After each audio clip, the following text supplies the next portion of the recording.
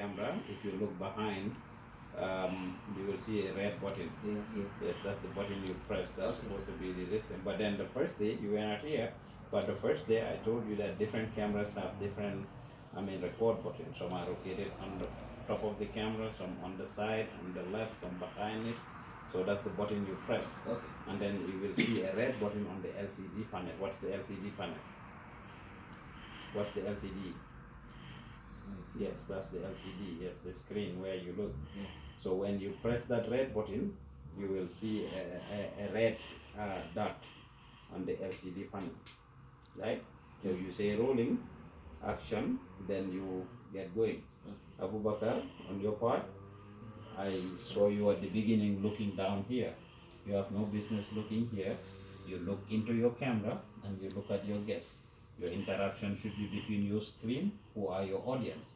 So you are imagining that over there, thousands of people are there watching you, right? So you interact with them and you interact with your guests. And you have to be relaxed too. The way you're sitting down, it doesn't look like you are relaxed. Sit down and relax and be comfortable. You're not. Why are you scared of me? It's your studio, man. I'm scared. You scared of me, man? No. You scared of me, man? No. It's your studio. You're supposed to be in charge, right? Okay, Okay. Rolling. Action. Hi, my name is Abubacarr. I live in Linwood. Today I'm here with Pa Ousman, the founder of Gambian's Talent TV. Okay, let's make this video happen.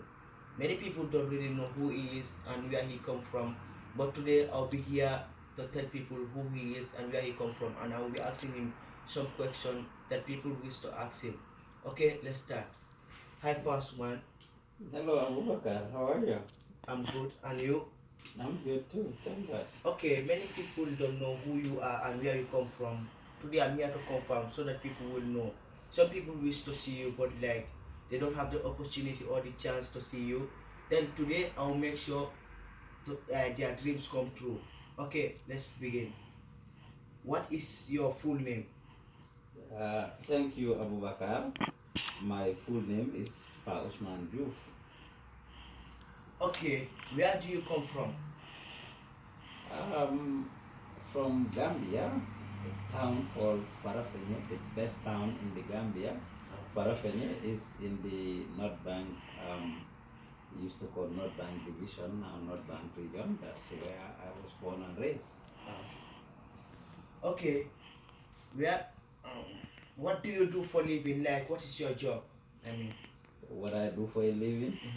Raba. Yeah, like what? Yes, I'm a raba guy. Pa Ousman is all over the place. I'm a businessman.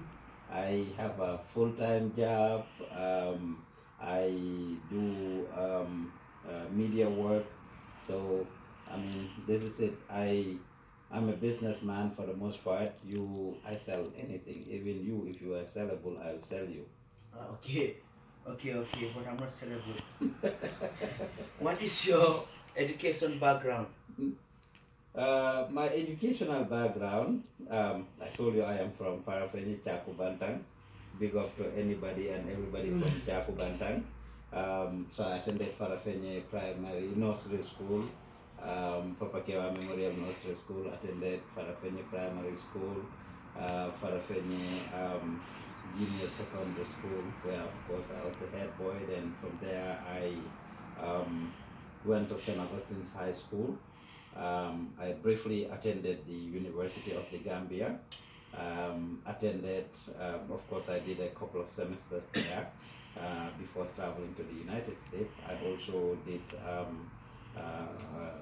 started studying French at Alliance Franco-Gambien, which I never completed. Then when I came to the United States, I just have an associate in arts from Prince William Sound Community College in Alaska. And so far, that is where I stopped.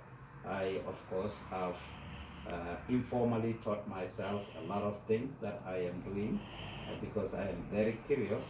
I do a lot of research online and stuff, but from the formal and academic perspective, is an associate in arts that I have acquired from Prince William Sound Community College. Okay, I got it.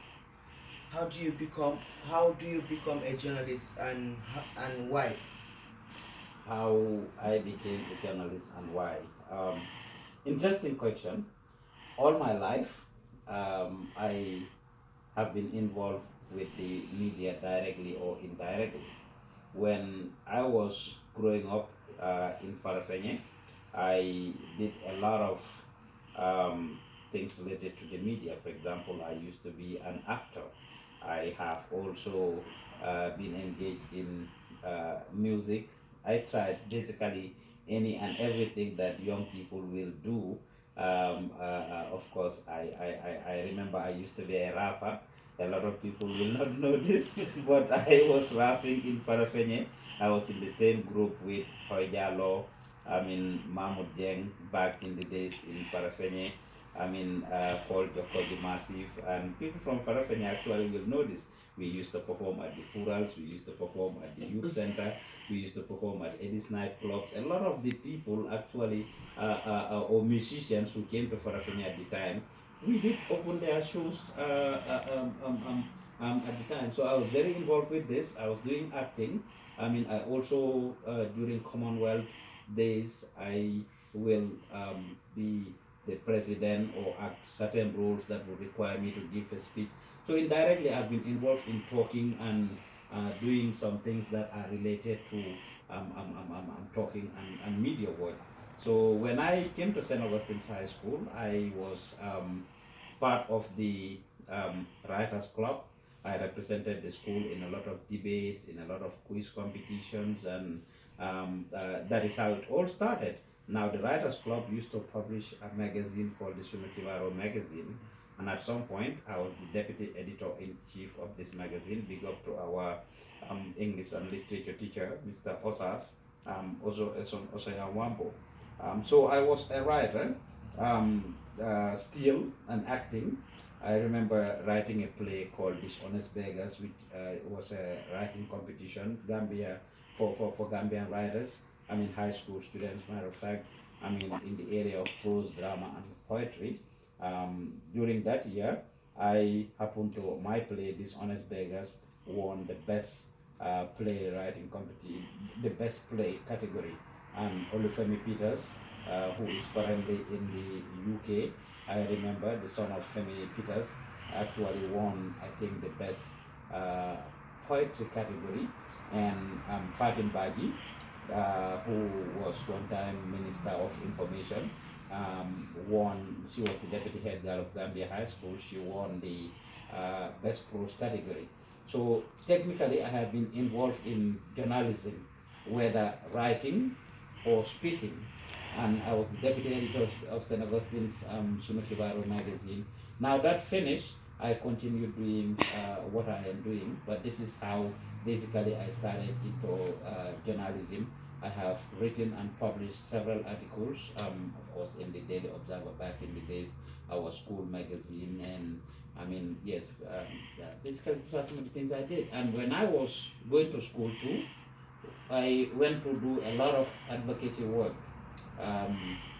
at the radio stations, Radio 1 FM. I remember during our Gun Sense Reconciliation program, we did a lot of sensitization. I went to Radio 1 FM, City Limits Radio, GRTS Radio, GRTS Television at the time. So basically, these were not shows that I hosted, but I was invited to actually do programs on this. And at some point, actually, Aji Seyjalo, who was doing the youth show on GRTS, actually invited me. I think I co-hosted a couple of shows with her on GRTS TV. And this is how it all started. And with Youth in Development and Change, YIDAC as well. We did organize a lot of programs when I was in Gambia that included talking and writing, and I was interviewed and featured by a lot of people. Interestingly enough, a lot of people, this may interest a lot of people. Panderin Bay, of course, of Freedom newspaper, told me when we were in North Carolina, Sumarakayo lekana $50 barisako. And I'm like, how? Because he used to be the Voice of America representative in the Gambia when we were there. So when we had our programs at UDAC, Pamderi will come and interview me, about these programs and at the time. So he told me every story he submitted at the time, VOA will pay him $50. I know right now he's much bigger than that, but at the time, $50 was definitely a lot of money. Comparatively and the like. So in a nutshell, this is how it all started. Okay, but for how long have you been a journalist, and how do you get to know Pandering? For how long have I been a journalist? Okay, I got in it full time when I established Gambian Talents Promotion in 2006 with my colleague Ibn, who is a Gambian web designer and DJ in Dallas, Texas. Ibn, of course, like I said, is a reggae DJ. I was managing Singate, aka Freaky Joe, who was one of the top Gambian artists at the time in 2006. So I brought him over. We were touring together with Dr. Jude, of course, away. Of course, African Artists Association brought him over to the United States, and we did a tour. Went to different states, including Seattle, and that's how I even know about Seattle, because I brought here Singate here for the first time in 2006. That's how I knew about Seattle, and I fell in love with it. And eventually, over 10 years down the line, I ended up moving down here. So it is through Singate, my tour with Singate, that Ibujai was interested to bring him to Texas. Me and Ibujai got talking, and we made it. We got to both agree that, well, Gambia has a lot of talents and potentials, and these people need exposure, especially in the international world.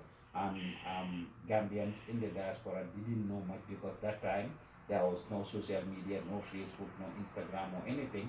The most you will find is MySpace and High Five. These days, I don't think we were born at the time, no. But yes, MySpace and High Five were the things that started coming up. So Gambians didn't have a lot of place to see cut.